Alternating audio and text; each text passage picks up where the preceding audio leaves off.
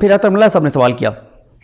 عطر ملا صاحب نے کہا کیا آپ یہ سمجھتے ہیں کہ انتظامیہ اتنی کمزور ہو گئی ہے کہ لانگ مارچ کنٹرول نہیں کر سکتی؟ یہ ایگزیکٹو کا معاملہ ہے، ان سے رجوع کریں. غیر معمولی حالات میں ہی عدلیہ مداخلت کر سکتی ہے. جب انتظامیہ کے پاس ایسی صورتحال کنٹرول کرنے کے وسیع اختیارات ہیں تو عدالت مداخلت کیوں کرے؟ پھر اس کے بعد عائشہ ملک صاحبہ نے کہا، جسٹس عائشہ ملک صاحبہ نے، کہ پی ٹی آئی کا لانگ مارچ تو کافی دنوں سے چل رہا ہے، کیا آپ نے انتظامیہ سے رجوع کیا؟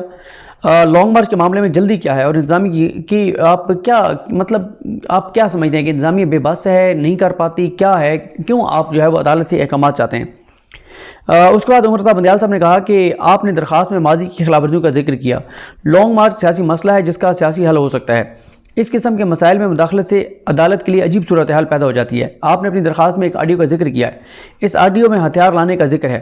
آڈیو سچ ہے یا غلط، لیکن اس سے امن و امان کی صورتحال خراب ہو سکتی ہے. کیا 25 مئی کے لانگ مارچ کے لوگوں کے پاس اسلحہ تھا؟ احتجاج کا حق محدود نہیں، آئینی حدود سے مشروط ہے. آپ کہہ رہے ہیں کہ لانگ مارچ ابھی پنجاب کی حدود میں ہے. کیا آپ نے پنجاب حکومت سے رابطہ کیا ہے؟ اگر صوبے اور وفاق کا رابطہ منقطع ہو جائے تو کیا عدالت مداخلت کر سکتی ہے؟ اس کے بعد جسٹس عطر ملا صاحب نے کہا کہ آپ ایک سینیٹر ہیں، پارلیمنٹ کو مضبوط کریں. اس پر کامران مرزا صاحب نے کہا کہ میں ذاتی حیثیت سے عدالت آیا ہوں. عطر ملا صاحب نے کہا کہ کیسے مان لیں کہ آپ حکومت کا حصہ بھی ہیں اور ذاتی حیثیت میں آئے ہیں؟ پھر انہوں نے کہا کامران مرزا صاحب نے کہ بظاہر لگتا ہے کہ انتظامیہ صورتحال کو کنٹرول نہیں کر سکتی. چیف جسٹس عمر رضا بندیال صاحب نے کہا کہ بظاہر لانگ مارچ کے معاملے میں عدالت کی مداخلت قبل از وقت ہوگی. اس پر عطر ملا صاحب نے کہا کہ آپ چاہ رہے ہیں کہ سپریم کورٹ ڈپٹی کمشنر کا کردار ادا کرے، کیونکہ ڈپٹی کمشنر نے دیکھنا ہے کہ اجازت دینی ہے نہیں دینی، کہاں. عدالت کا معاملہ لارجر بینچ میں زیر التوا ہے جہاں فریقین نے یقین دہانی کی خلاف ورزیوں پر جواب دینا ہے. کیا آپ چاہتے ہیں کہ یہ بینچ الگ سے لانگ مارچ کے حوالے سے مداخلت کرے؟ عطر ملا صاحب نے کہا کہ لانگ مارچ کا معاملہ تو اسلام آباد ہائی کورٹ میں بھی زیر التوا ہے. چیف جسٹس پاکستان نے کہا کہ پی ٹی آئی کے 25 مئی کے جلسے کے لیے H9 گراؤنڈ کے لیے درخواست دی گئی تھی. انتظامیہ نے H9 گراؤنڈ دینے سے انکار کیا تو سپریم کورٹ نے مداخلت کی. H9 کا گراؤنڈ مختص ہونے کے باوجود ہجوم ڈی چوک چلایا. کیا آپ اس بات سے خائف ہیں کہ 25 مئی والا واقعہ دوبارہ ہو سکتا ہے؟ عطر ملا صاحب نے کہا کہ اگر کوئی خلاف ورزی کرتا ہے تو ایگزیکٹو کے پاس وسیع اختیارات موجود ہیں. آپ کے مطابق تو چیف جسٹس پاکستان نے کہا کہ آپ کے مطابق تو ایگزیکٹو کے اختیارات 27 کلومیٹر تک محدود ہیں. تو عطر ملا صاحب نے کہا کہ کیا عدلیہ کی مداخلت سے انتظامیہ اور پارلیمنٹ کمزور نہیں ہوگی؟ جسٹس عائشہ ملک صاحبہ نے کہا کہ انتظامیہ کو متحرک کریں کہ وہ اپنا کردار ادا کریں. آئے روز اسلام آباد میں پارلیمنٹ سمیت کئی جگہوں پر احتجاج ہوتے ہیں. کیا کبھی باقی احتجاجوں کے خلاف آپ عدالتوں میں گئے ہیں؟ ایک مخصوص جماعت کے لانگ مارچ میں ہی عدالت کی آپ کو مداخلت کیوں درکار ہے؟ کامران مرزا صاحب نے کہا کہ لانگ مارچ کی وجہ سے ایک پورا صوبہ مفلوج رہا ہے. چیف جسٹس پاکستان نے کہا کہ آپ مفروضے کی بنیاد پر ہمارے پاس آئے ہیں. کیا انتظامیہ نے پی ٹی آئی کے لانگ مارچ کے لیے جگہ کے حوالے سے کوئی فیصلہ کیا ہے؟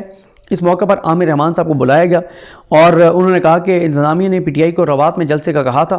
انتظامیہ نے پی ٹی آئی سے بیان حلفی مانگا تھا جو اب تک نہیں آیا. اسلام آباد ہائی کورٹ میں بھی یہ معاملہ چل رہا ہے. آدھا گھنٹہ دیں تو انتظامیہ سے معلومات لے لیتا ہوں.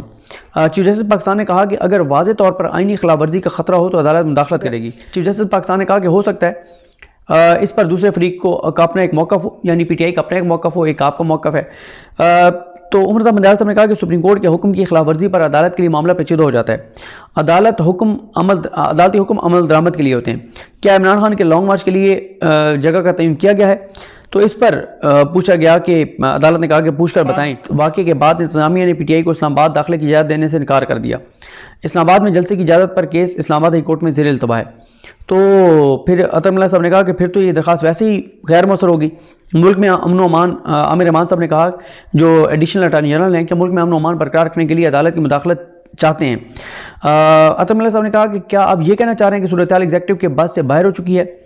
اس پر ایڈیشنل اٹارنی جنرل نے کہا کہ وفاق نے 5 نومبر کو بھی صبح پنجاب کو آرٹیکل 149 کے تحت خط لکھا ہے.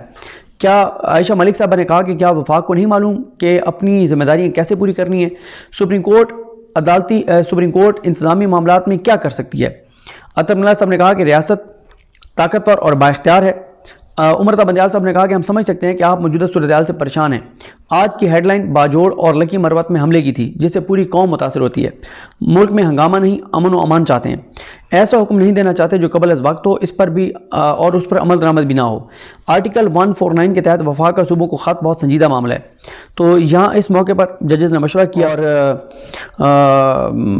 انہوں نے کہا کہ عدالت نے اس کو غیر مؤثر قرار دے دیا. اس کی 2 وجوہات ہیں. ایک تو یہی ہے کہ ظاہر ہے اسلام آباد ہائی کورٹ میں یہ معاملہ پینڈنگ ہے اور ابھی تک اجازت والا معاملہ بھی نہیں ہوا.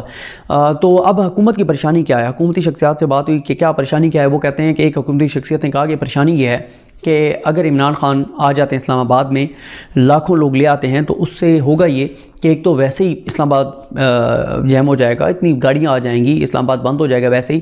دوسرا یہ ہے کہ ظاہر ہر سڑک پہ گاڑیاں آپ کو نظر آئیں گی، اور اگر وہ 2-4 دن بھی بیٹھتے ہیں تو اسلام آباد تو مفلوج ہوگا۔